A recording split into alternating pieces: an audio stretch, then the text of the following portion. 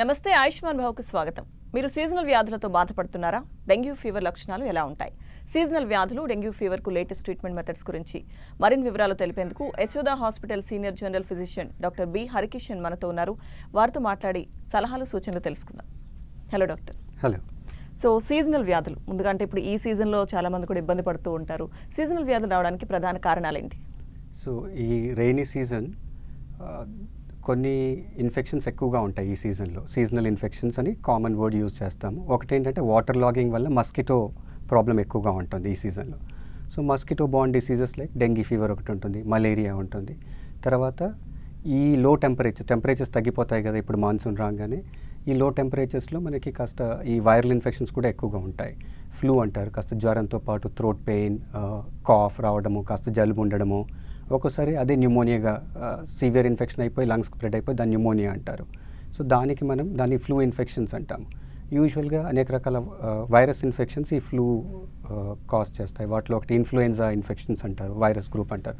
Even Covid అది కూడా అంతే కదా. వాళ్ళు పేషెంట్స్కి జనరల్గా ఫీవర్ రావడము, దగ్గు రావడము, కాస్త థ్రోట్ పెయిన్, జలుబు ఉండడం, ఒక్కోసారి అయితే సివియర్ అయితే అది లంగ్స్కి స్ప్రెడ్ అయిపోయి కాస్త బ్రీదింగ్ డిఫికల్టీ, ఆయాసం రావడం, ఆక్సిజన్ లెవెల్స్ పడిపోవడం జరుగుతుంది.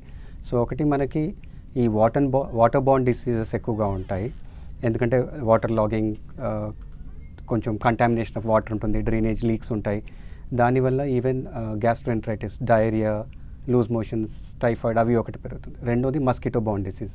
మూడోది వైరల్ ఇన్ఫెక్షన్స్, ఈ ఫ్లూ, ఇన్ఫ్లుయెన్జా ఇన్ఫెక్షన్స్ అంటారు కదా. ఇవన్నీ కూడా ఈ సీజన్లో ఎక్కువగా ఉంటాయి.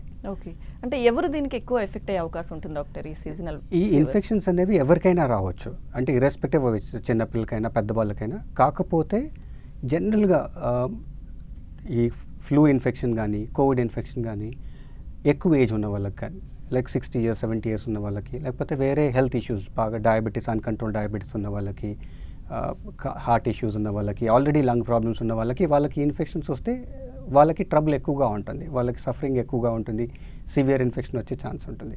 అదే డెంగీ అయితే ఏ ఏజ్ గ్రూప్ అయినా more or less same, severe infection ఎవరికైనా రావచ్చు. Most of the times dengue infection ఎట్లా ఉంటుంది, 189 మందికి ఫీవర్ వస్తుంది, వీక్నెస్ ఉంటుంది, బాగా బాడీ పెయిన్స్ ఉంటాయి. వాళ్ళు చాలామంది సివియర్ హెడేక్ అని చెప్తారు, కాస్త వామిటింగ్ ఉంటుంది. ఒక 5-6 రోజుల్లో చాలామందికి ఇంప్రూవ్ అయిపోతుంది. వాళ్ళు రెస్ట్ తీసుకొని, వాటర్ బాగా తీసుకొని, సింపుల్ మెడిసిన్స్ లైక్ పారాసిటమాల్ లాంటివి తీసుకుంటే వాళ్ళకి ఇంప్రూవ్మెంట్ కనపడుతుంది. బట్ ఒక 100లో 10 మందికి సివియర్ డెంగీ ఇన్ఫెక్షన్ అంటారు. సివియర్ డెంగీ ఇన్ఫెక్షన్ అంటే ఫీవర్ తగ్గిపోతుంది 4-5 రోజుల్లో, బట్ తర్వాత దానికి సంబంధించిన కాంప్లికేషన్స్ స్టార్ట్ అవుతాయి. బాగా కడుపు నొప్పి ఉండడము, వామిటింగ్స్ పెరగడము, తర్వాత ప్లేట్లెట్స్ పడిపోవడము, ఒక్కోసారి బ్లీడింగ్ కాంప్లికేషన్, నోస్ నుండి బ్లీడింగ్ రావడము, లేదా మోషన్లో బ్లడ్ రావడము.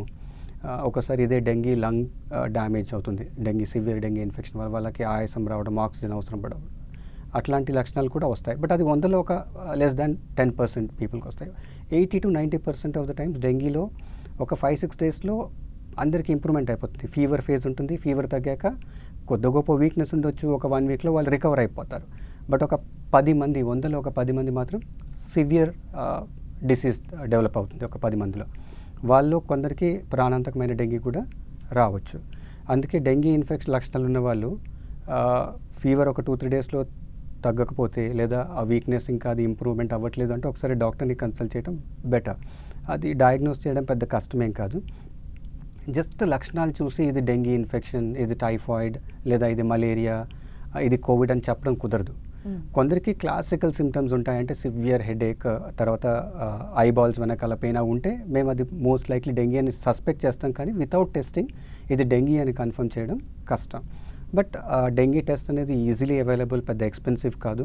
ఒక 2-3 daysలో కండిషన్ ఇంప్రూవ్మెంట్ అవ్వకపోతే కనుక it's better to consult a doctor.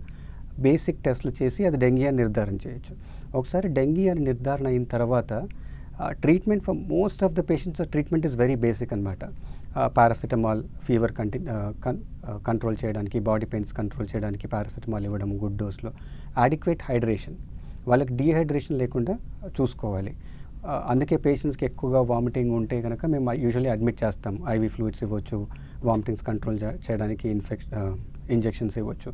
అదే పేషెంట్స్కి వామిటింగ్స్ ఎక్కువగా లేవు, ఫీవర్ మరీ హై గ్రేడ్ లేదు, 103, 104 లేదు, just 100-101 temperature, patient is relatively okay అంటే మాత్రం జస్ట్ హోమ్ మేనేజ్మెంట్ సజెస్ట్ చేస్తాం. ఇన్ కేస్ వాళ్ళకి ఇంప్రూవ్మెంట్ లేకపోతే మళ్ళీ రమ్మని చెప్తాం. అదే సేమ్ డెంగీ పేషెంట్ ఒక 4-5 డేస్ తర్వాత కూడా ఇంప్రూవ్మెంట్ కనపడట్లేదు, వామిటింగ్స్ ఎక్కువ అవుతున్నాయి, అబ్డామినల్ పెయిన్ ఉంది, ఎనీ గమ్స్ నుండి బ్లీడింగ్ అవుతుంది, నోస్ నుండి బ్లీడింగ్ అంటే మాత్రం డెఫినెట్గా అడ్మిట్ చేసి అది సివియర్ డెంగీ లక్షణాలు ఏమైనా ఉన్నాయో కొన్ని టెస్టులు చేసి నిర్ధారణ చేసుకొని ఫర్దర్ ట్రీట్మెంట్ ఇవ్వడం జరుగుతుంది. అందుకే డెంగీని ఒక 3-4 డేస్లో ఇంప్రూవ్మెంట్ కాకపోతే మాత్రం నెగ్లెక్ట్ చేయకూడదు. Sometimes simple things like hydration, ivy fluids ఇవ్వడము, వాటితో పేషెంట్స్ ఇంప్రూవ్ అవ్వడానికి అవకాశం ఉంటుంది. హవెవర్ మనం ఎంత చేసినా హాస్పిటల్లో ఫస్ట్ డే నుండి అడ్మిట్ అయినా కూడా దేర్ ఆర్ 100లో 1-2 మనం ఎంత చేసినా బాగా వాళ్ళ కండిషన్ వర్స్ అయిపోయి డెంగీ షాక్ సిండ్రోమ్ అంటారు, బీపీ పడిపోయి వాళ్ళకి ఐసీయూలో అడ్మిట్ చేయాల్సిన అవసరం ఉంటుంది.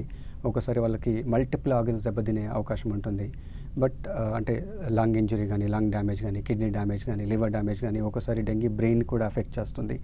100లో 1-2కి ఇట్లా సివియర్ డెంగీ వచ్చి మల్టిపుల్ ఆర్గన్స్ డ్యామేజ్ అయ్యే రిస్క్ ఉంటుంది despite what ever we do. అందుకే డెంగీని నెగ్లెక్ట్ చేయకూడదు.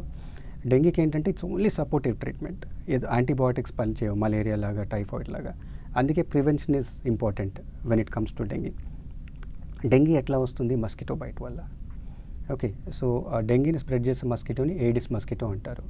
మీరు సిటీస్లో కనుక చూస్తే యాక్చువల్గా మలేరియా ప్రాబ్లం అంతగా ఉండదు, but you see lot of dengue every day. మీకు తెలిసిన రిలేటివ్స్లోనో, ఫ్రెండ్స్లోనో, కలీగ్స్లోనో ఎవరో ఒకరు ఫీవర్ వచ్చి డెంగీ డయాగ్నోస్ అయిందని చెప్తుంటారు.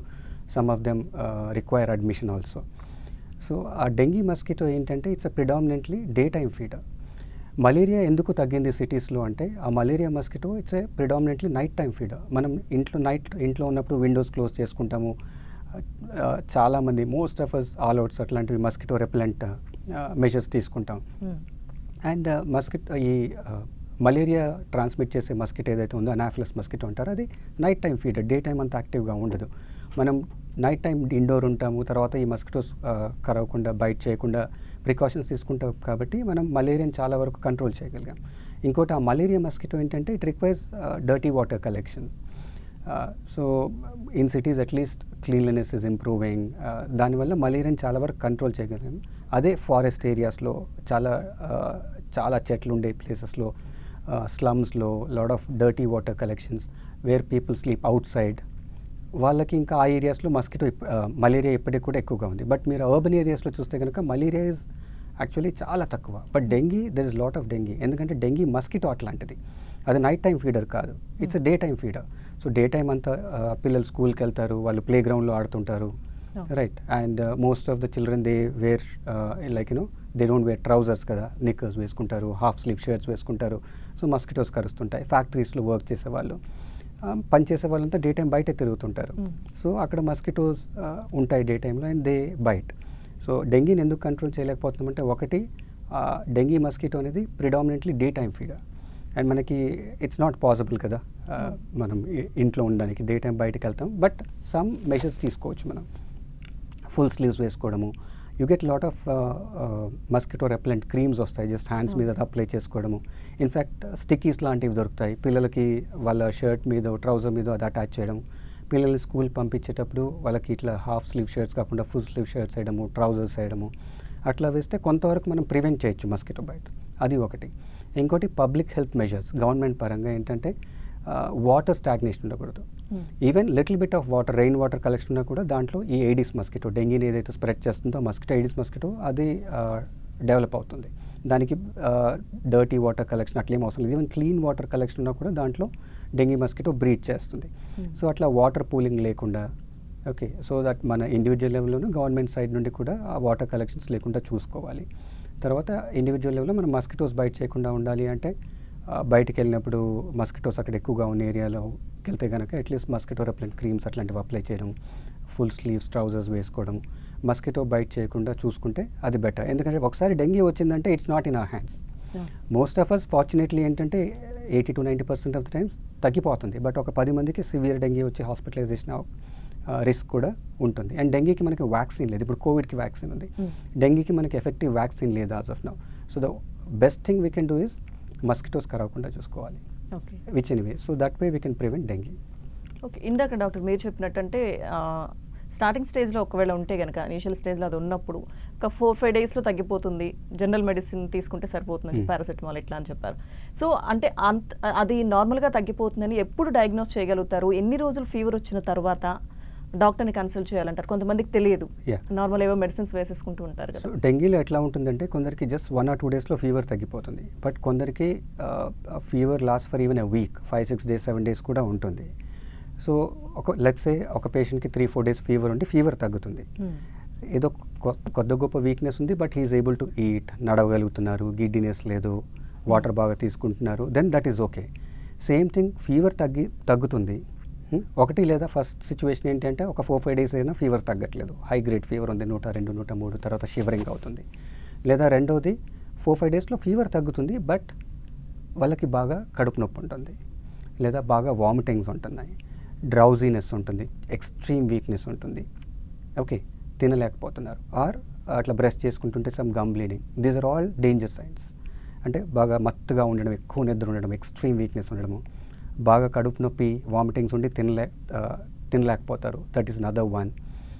మత్తుగా ఉండడము, ఎనీ బ్లీడింగ్, స్కిన్ మీద అంతా రెడ్ డాట్స్, స్కిన్ కింద బ్లీడ్ అవుతే మెడికల్ టర్మ్స్లో పర్ప్యూరీ అంటారు, అట్లా ఉన్నా, లేదా బ్రష్ చేసుకునేప్పుడు గమ్స్ బ్లీడింగ్, ఇట్లాంటి లక్షణాలు ఉంటే మాత్రం they should go back to their doctor immediately. ఆ స్టేజ్లో కనుక మనం నెసరీ ప్రికాషన్స్ తీసుకొని హాస్పిటలైజ్ చేసి వాళ్ళ బీపీ మెయింటైన్ అయ్యేటట్టు, వాళ్ళ బ్లడ్ వాల్యూమ్ మెయింటైన్ అయ్యేటట్టు, హైడ్రేషన్ అంటాం కదా, ఐవీ ఫ్లూయిడ్స్ అవి ఇచ్చేసి నెసరీ ప్రికాషన్స్ తీసుకుంటే కొంతవరకు మనం కాంప్లికేషన్స్ ప్రివెంట్ చేసుకోవచ్చు. అయితే ఒకటేంటంటే డెంగీ ఎట్లాంటి వ్యాధి అంటే ఇవన్నీ జాగ్రత్తలు తీసుకున్న 100లో ఒకరికి ఇట్ బికమ్స్ లైఫ్ థ్రెటనింగ్, ఇంకా డిటోరేట్ అవుతూ ఉంటారు. బట్ మీరు అడిగినట్టుగా ఒక 4-5 daysలో నేను చెప్పిన లక్షణాలు ఉంటే కనుక డెఫినెట్లీ వాళ్ళు డాక్టర్ని వెళ్ళి కన్సల్ట్ చేయాల్సి ఉంటుంది. Okay doctor. సో ఇందులో ఇంకా ఎక్కువ మంది భయపడే విషయం ఏంటంటే ప్లేట్లెట్స్ పడిపోవడం కానీ, ఈ స్థాయి వరకు ఎప్పుడు వెళ్తారు అంటారు పేషెంట్? యాక్చువల్లీ ఏంటంటే ఇప్పుడు డెంగీ ఇన్ఫెక్షన్లో ఒకటి సాధారణమైన డెంగీ ఇన్ఫెక్షన్ ఉంటుంది, తర్వాత సివియర్ డెంగీ ఇన్ఫెక్షన్ ఉంటుంది. అయితే మనము వరల్డ్ హెల్త్ ఆర్గనైజేషన్ క్రైటీరియా చూస్తే యాక్చువల్లీ ఈ లక్షణాలు ఉంటే దాన్ని సివియర్ డెంగీ అంటాం కదా, దాంట్లో actually platelets is not a criteria. ఎందుకంటే ఒక పేషెంట్కి I will give you 2 scenarios. ఒక పేషెంట్ ఉన్నారు, 4 days డెంగీ నిర్ధారణ అయింది, ఒక 3-4 days తర్వాత ఫీవర్ తగ్గింది, ప్లేట్లెట్స్ ఆర్ 40,000-50,000, బట్ ఆయనకి కడుపు నొప్పి లేదు, వామిటింగ్స్ లేదు, కంఫర్టబుల్గా తిరుగుతున్నాడు, okay, that is not severe dengue. Okay, ఆయనకు 40,000 ప్లేట్లెట్స్ ఉన్నాయి, but that is not severe dengue. Another scenario, ఒక పేషెంట్ ఉన్నారు, 4-5 days ఫీవర్ తగ్గింది, but he's feeling very weak, కడుపు నొప్పి ఉంది, తర్వాత వామిటింగ్స్ ఉన్నాయి, మత్తుగా ఉంటాడు, తర్వాత మేము స్కాన్ చేస్తే కడుపులో నీళ్ళు ఉన్నాయి, ఆయన ప్లేట్లెట్స్ 90,000 ఉన్నాయి.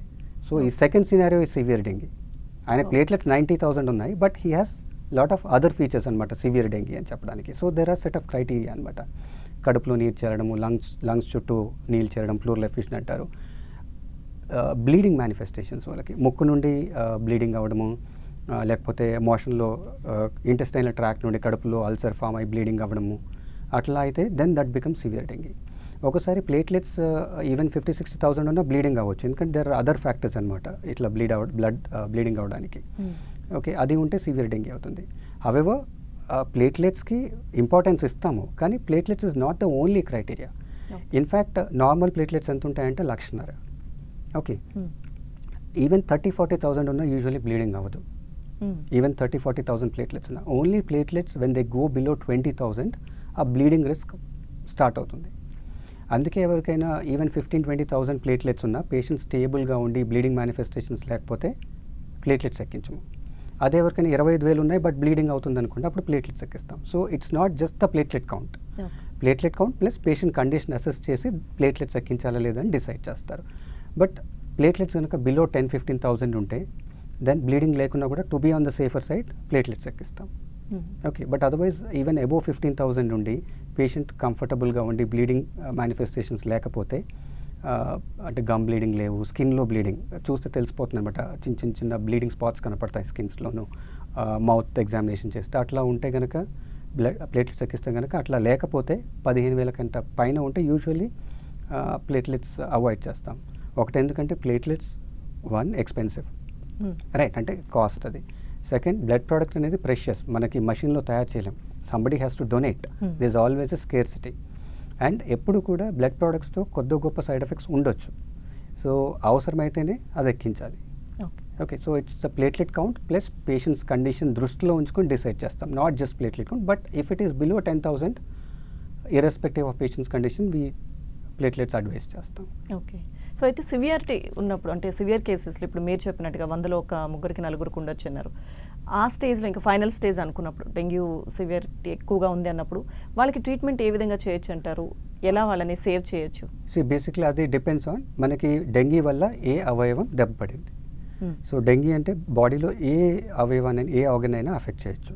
కొందరికి అక్యూట్ లంగ్ ఇంజరీ అంటారు, లంగ్స్ డ్యామేజ్ అయిపోయి డెంగీ వల్ల బాగా బ్రీదింగ్ డిఫికల్టీ ఉంటుంది, ఆయాసంగా ఉంటుంది, ఆక్సిజన్ లెవెల్స్ పడిపోతాయి.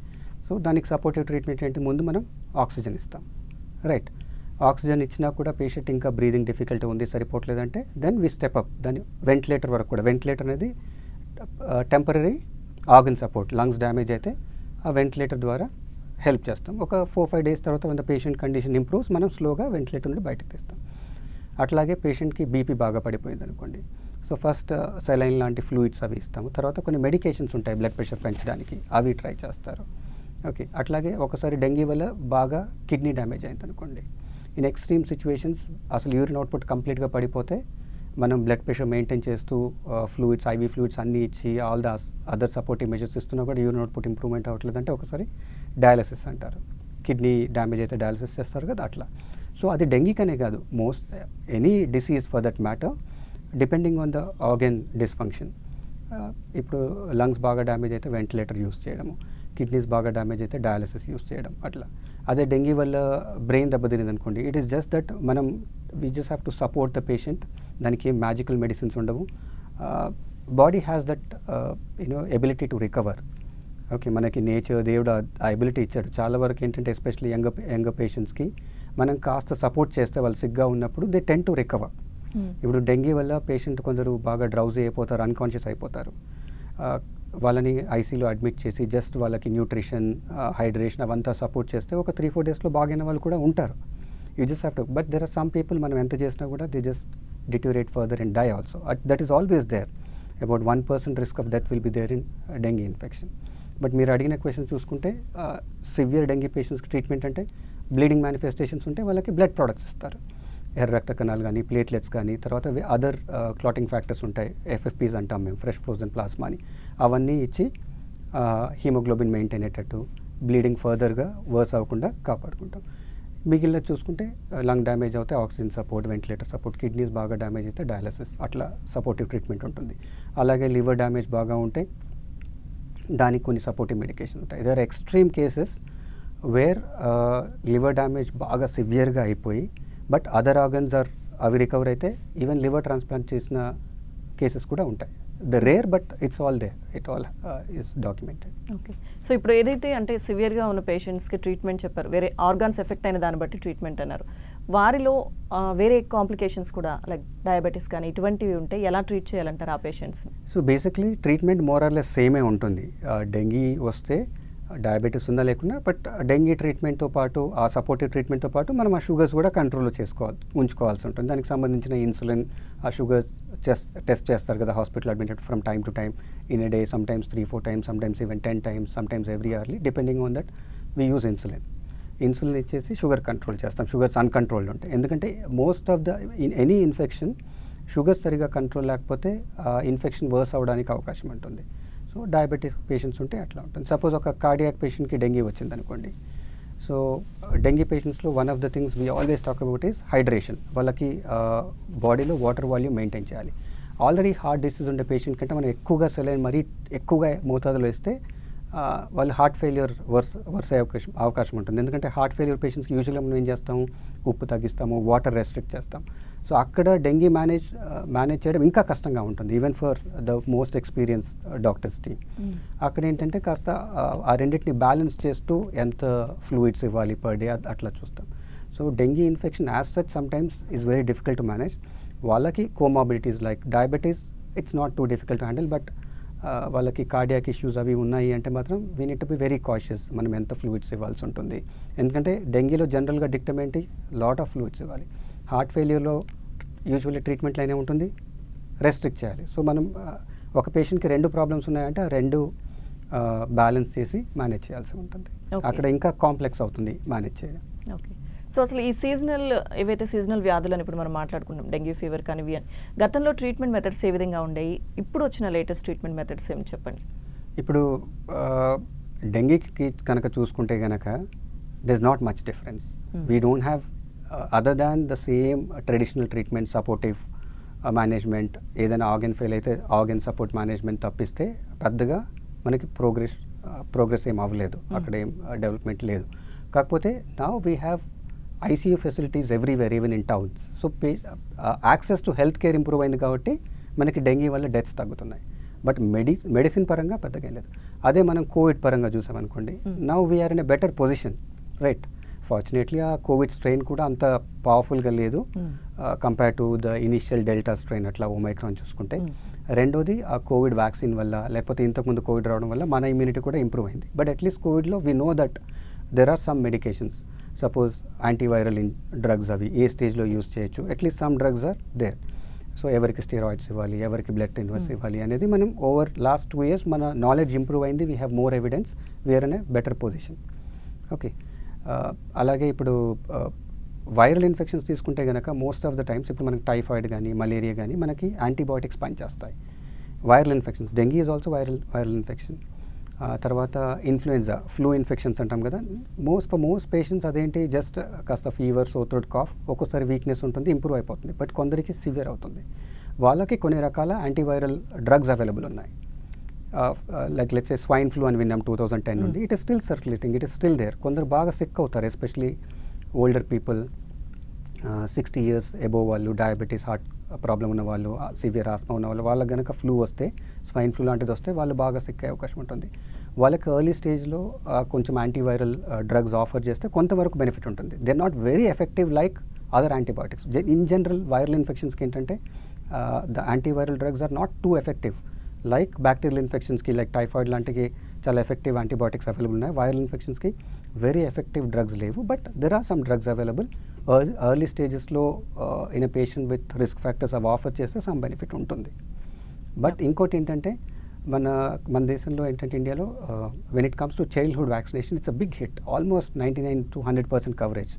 It's freely available. In fact government offers free. But when it comes to vaccinating adults or elderly people, we're lagging behind.